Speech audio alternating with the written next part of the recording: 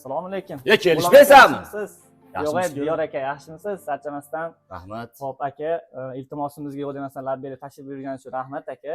Shu siz bilan intervyu qilmoqchi edik. Sizga bir qator savollarimiz bor, muxlislarimizdan kelgan va o'zimiz to'plab turgan, xudo xolasa. Men o'zim rostmana sizni kuzatib borayotganimga 4 oydan o'tdi. Aka, ijodingizni hurmat qilaman. Oldin qayerda edingiz? Oldin to'g'risi Instagramdan chiqmagansiz. Menimcha to'pga chiqqan davringizdan 4 oyga to'g'ri kelib qolsa kerak. Sen kesib olasizlar? Ha. Xo'p, aka, bu ijodni boshlaganingizga qancha bo'ldi? Instagramda videolar olib, kontent qilganingizga. Rostmana endi bir 2 yil bo'ldi. Qani ijodni boshlagan. Oldin biz o'zi kichkinaligimizdan o'zimiz uchun video qilib, haligi prosta telefonlar bo'lardi. Shunday qilib o'zimiz uchun qilib birovlarga ko'rsatib, qanday kanallarga ko'rsatib, yaqinlarga ko'rsatardik. Endi bizni u paytda kallamiz ishlamaganmi yo'q, Instagram tarmoqlari bo'lmaganmi? Keyin yoshimiz katta bo'lgandan keyin sekin-sekin tushunib, keyin bunaqa qilib ko'raylikchi degan fikr bilan keyin sekin-sekin kirilgan. Bunaqa obrazlar, bunaqa yumorlar oldindan bo'lgan o'zi. Shunaqa. G'ulom traktor yaralish obrazi haqida ham bir qator gapirib bersiz aka. G'ulom traktor obraziga keladigan bo'lsak, qandaydir boshqacha imij qilmoqchi bo'lganman o'zim. Kostyum kiyib yurganman. Kostyumdan do'p kiyib chiqqanman birinchi. Noodatiy bo'lish uchun issiqlarda ham o'zingiz ko'rib, telpa kiyib, keyin qorinni keyin qo'shganman, chunki gavdamga o'z arvoqligim uchun, hali katta odamni obrazini yaratib bermanim uchun qorin qo'shganmiz. Shuna bo'lib xalq jaydari ketgani uchun yaxshi qabul qildi. Xudoga shukr, o'zi G'ulom traktor muxlislari rosa ko'p.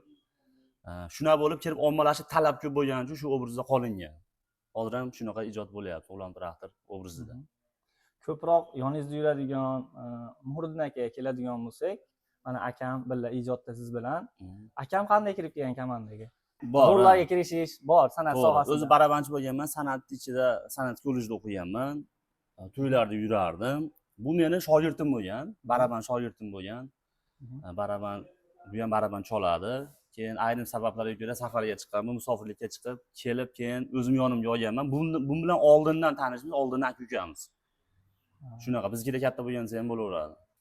Sizni xalqqa asosiy tanitgan 3 ta video. 3 ta video. Xo'p. O'zim zo'r prosmotr, zo'r ko'rilgan. Birinchisi voy mana asal qizchaning ayasining shirinligini qaranglar degan videomiz yaxshi ko'rilgan. Ikkinchisi ismlarga qofiya qilardim. Meni oldin kuzat ekanlar biladi. U ham yaxshi ketgan. Uchinchisi G'ulom traktor albatta, legendarniy. Hozir shu G'ulom traktorda ko'p ijod qilamiz. Undan tashqari bu bolam bitta urib qo'ysam bo'ldi. O'sha topda. Topda. Sanog'i yo'q. Bu Muhriddin aka bilan ko'p haligi syomka uchun bab uriladi, boshqa bo'ladi. Muxlislar tomonidan yoki yoshi katta muxlislaringiz orasidan negativlar kelmaydimi? Nima deb o'ylaysiz kommentariyada yoki hayotda ko'rganda? O negativlar keladigan bo'lsa, asosan kam negativ. Sekiroq uring deydi. Misol negativ qanaqasi bo'ladi? Asosan negativ yo'q, hali grubi yo'q. Buni urmay qo'ysam hozirgi paytda urushib qoldinglarmi, urmayapsiz degan savollar ko'p ketadi. Urmasam ham hijolatchilik. Urib turishim kerak. Urib turishim kerak deb bundan kechirim so'rab qo'yaman. Bu ham lekin kalta ko'taradi zo'r. Asosan negativ yo'q, pastlik. Bundan buyog'i rejalashtirib qo'ygan oldindagi yangilik maqsadlar nima aka? Ijod olamida. Yangilik ijodga keladigan bo'lsak, xudo xolasa to'lka oldinga xudo xolasa yangiliklar qilishda izlanyapmiz. Ular to'xtash yo'q. Zo'r narsalar tavsiya qilamiz, xudo xolasa bizni kuzatib boringlar, xudo xolasa. Zo'r narsalar oldinda. Shunaqa deb va'da beraman, xudo xolasa. Xo'p, yana yangi obrazlar kutsak bo'ladimi? G'ulom traktorga o'xshagan to'piy, xudo xolasa, unga ham bir reja qilinganmi? Xo'p, G'ulom traktor obrazi o'zim birarda o'zim uchun zerikib qolganga o'xshayman. Misol, ko'payib ketyapti degan narsa o'zimga keladi, lekin o'zimda chiqib boshqa obrazda chiqsam, o'sha G'ulom traktoriga o'sha ko'pda anaqa talab ko'p. Shuning uchun chiqa olmayapman. Hozircha planda yo'q. Hozirgi kunda siz ijodingizni ko'rib, kuzatayotganlar juda ham ko'p. Sizga shunaqa takliflar kelyaptimi? Shogird olasizmi yoki mana shu bolani ham blogerlikka o'rgating degan narsalar? Yoziladi ko'p. Kamandagi odam olasizmi, shogird olasizmi degan savolga men masalan hozir ustozlik qiladigan darajada bo'lmas turman balki. Men endi o'zimdan kelib chiqib ijod qilaman. Kamandaga kerak bo'lsa, muhtoj bo'lsa olamiz, xudo xolasa. Tanatli ukalarimiz bo'lsa, ularga ko'p rosa. Shunaqa plan qanday reja bo'lsa, shunaqa obrazlar bo'lsa olamiz, xudo xolasa. Ijod to'g'risidagi savollarga rahmat. Endi hayotiy savollarga o'tamiz.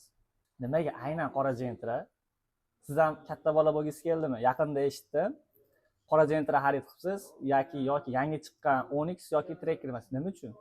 Sizga og'ir tushyaptimi? Yo'q, prosta odamlarga qiziqdi. Nima Muxlislar unaqa savol savollar beryapsiz? keldi-da. Qora Gentra. Muxlislardan kelgan savol men beryapman bir sizga. ijod haqida savol bo'ladi deysiz. Hayotiy savollarga o'tamiz dedim-ku. Burr hozir. Endi Gentraga keladigan bo'lsak, Trekkerga pul yetmadi-da. Yoki katta ma'lumotga keldim degan savollar keldi shu uchun. Lekin qora Gentra mingim bor degan ichimda niyat bo'ladi-yu odam, shunaqa bor edi. Xudo xolasa, nasib qilsa undan ham yaxshisini olamiz, xudo xolasa. Niyatim bor edi, qora Gentra. Yana bitta eng populyar savol bor. Xo'p, Pul baxt olib keladimi? G'ulom traktor uchun, ya'ni Dior Life uchun. pul baxt olib keladimi? Endi qo'pol qilib aytganda, hozirgi paytda shunaqa qo'pol qoldi shekilli. Yana bilmadim. Yo, hozir puli bor ko'p qoldi menimcha. Lekin pul yo'q baxtlilar ham bor lekin. Ikkala tarafda ham hisobga olinadi lekin bir-biriga bog'liq, masalan, qo'pol bo'lsa ham bir-biriga bog'liq. Endi ko'ngilkak. Kimga qanaqa? Ya valloh, ya shu biz ham endi sanasi intervyuga men nima bo'lyapti? Ko'rganni bolasimiz, deyapti.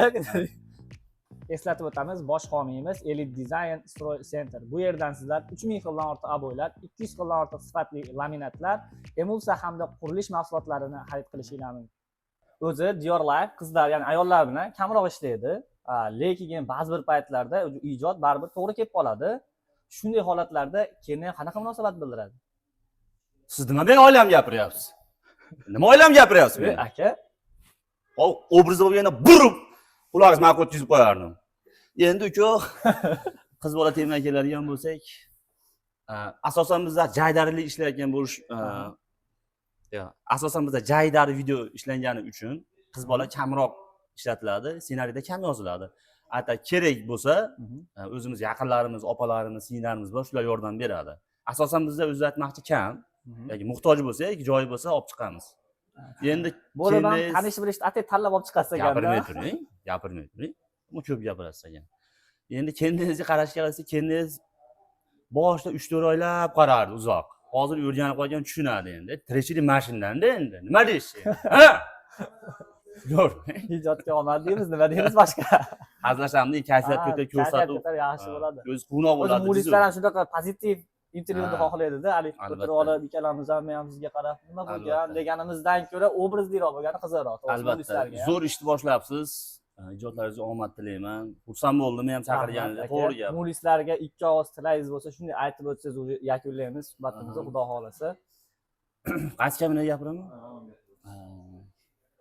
Muxlislarga hammasiga omad tilayman, oilasiga tinchlik tilayman. O'ylagan hamma yaxshi niyatlariga yetsin. Xudo xolasa bizdan zo'r ijodlar kutib qolinglar. Paddeshlar bo'lsanglar bo'ldi. Sog' bo'linglar, salomat bo'linglar. Siz bilan Rahmatulloh Life kanali bo'ldi. Mehmonimiz esa Dior Life aka. Bizni kuzatishda davom etinglar. Keyingi mehmonimiz kim bo'lishini o'zingizlar pastga yozib qoldinglar. Muhriddin aka gapirmaydim. Bu bugun soqov.